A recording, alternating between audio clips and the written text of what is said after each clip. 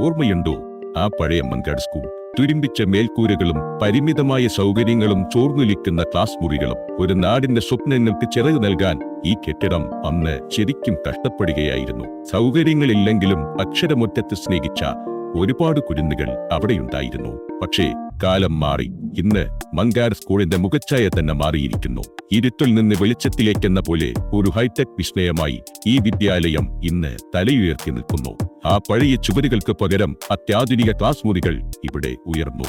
ഈ സ്വപ്നതുല്യമായ മാറ്റത്തിന് പിന്നിൽ കരുത്തായി നിന്ന ഒരാളുണ്ട്. നമ്മുടെ പ്രിയപ്പെട്ട മന്ത്രി പി ശിവൻകുട്ടി. അദ്ദേഹം MLA ആയിരുന്നപ്പോൾ തുടങ്ങിയ പരിശ്രമങ്ങൾ മന്ത്രി എന്ന നിലയിൽ അദ്ദേഹം പൂർത്തീകരിച്ചപ്പോൾ പിറന്നത് വെറുമൊരു കെട്ടിടമല്ല, വരും തലമുറയ്ക്കുള്ള വലിയൊരു സമ്മാനമാണ്.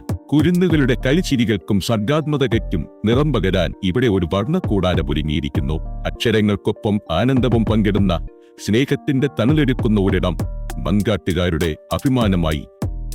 പൊതുവിദ്യാഭ്യാസ സംരക്ഷണ യജ്ഞത്തിന്റെ പൊൻതൂവലായി ഈ വിദ്യാലയം ഇന്ന് മാറിക്കഴിഞ്ഞു.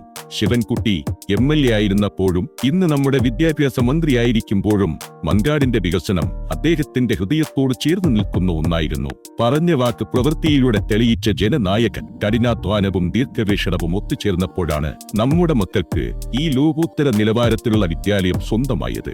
വികസനം പാതി വഴിയിൽ നിലയ്ക്കരുത്. ഈ നാടിന്റെ പുരോഗതിക്കും വരും തലമുറയുടെ ശോഭനമായ ഭാവി തുടരാനും ശിവൻകുട്ടി വീണ്ടും വിജയിക്കേണ്ടത് കാലഘട്ടത്തിന്റെ ആവശ്യമാണ്. വികസനത്തിന്റെ ഈ തുടർച്ച ഉറപ്പാക്കാൻ നമ്മെ ചേർത്ത് പിടിച്ച പ്രിയപ്പെട്ട നായകനെ നമുക്ക് വീണ്ടും തിരഞ്ഞെടുക്കാം. അതെ, വികസനം വാക്കുകളിലല്ല, ഇങ്ങനെയുള്ള മാറ്റങ്ങളിലാണ് അടയാളപ്പെടുത്തുന്നത്. നമ്മുടെ സ്കൂളുകൾ ഇനി പുതിയ ചരിത്രം രചിക്കും. വരും തലമുറയുടെ വിജയഗാഥകൾക്ക് സാക്ഷിയായി. മതം പറഞ്ഞ് മനുഷ്യരെ അകറ്റുന്ന രാഷ്ട്രീയമാണോ നമുക്ക് വേണ്ടത്? അതോ അക്ഷരവും വെളിച്ചവും നൽകി നമ്മുടെ തലമുറയെ ലോകോത്തര നിലവാരത്തിലേക്ക് ഉയർത്തുന്ന രാഷ്ട്രീയമോ? ഒന്നോർക്കുക, വർഗീയതയുടെ വിഷം കുഞ്ഞുങ്ങളുടെ മനസ്സിൽ കലക്കുന്നവർക്ക് ഒരിക്കലും അവർക്ക് നല്ലൊരു ഭാവി നൽകാനാവില്ല. എന്നാൽ പുസ്തകത്താളിലെ അറിവും വിദ്യാലയങ്ങളിലെ ആധുനികതയും നമ്മുടെ മക്കളെ നാളെയുടെ കരുത്തുള്ള പൗരന്മാരാക്കും. വിദ്വേഷത്തിന്റെ വിപണനമാണോ അതോ വിദ്യാഭ്യാസത്തിന്റെ വികസനമാണോ വേണ്ടതെന്ന് ഈ നാട് തീരുമാനിക്കട്ടെ.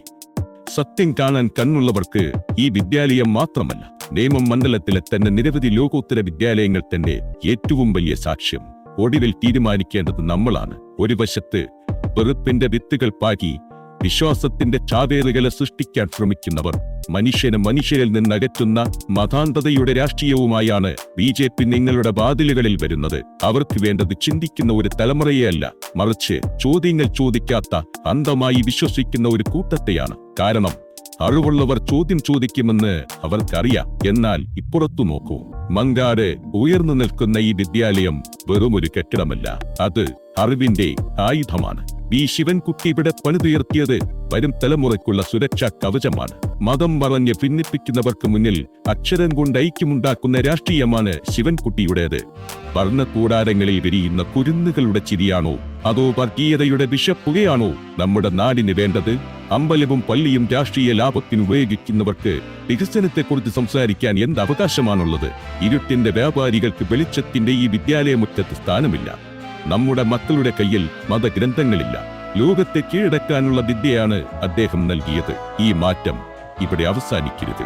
വികസനത്തിന്റെ ഈ മഹാപ്രവാഹം തുടരാൻ, മതരാഷ്ട്രീയത്തിന്റെ കപടമുഖങ്ങളെ വലിച്ചു കീറാൻ ശിവൻകുട്ടി വീണ്ടും വിജയിച്ചേ തീരൂ. മതത്തിന്റെ പേരിലുള്ള ചതിക്കുഴികളിൽ വീഴണോ അതോ അറിവിന്റെ ഗോപുരങ്ങൾ പണിയുന്നവർക്കൊപ്പം നിൽക്കണോ എന്ന് ജനം തീരുമാനിക്കട്ടെ. നമ്മുടെ മണ്ണ് അക്ഷരത്തോടൊപ്പമാണ്, നേമത്തിന്റെ മനസ്സ് ശിവൻകുട്ടിയോടൊപ്പമാണ്.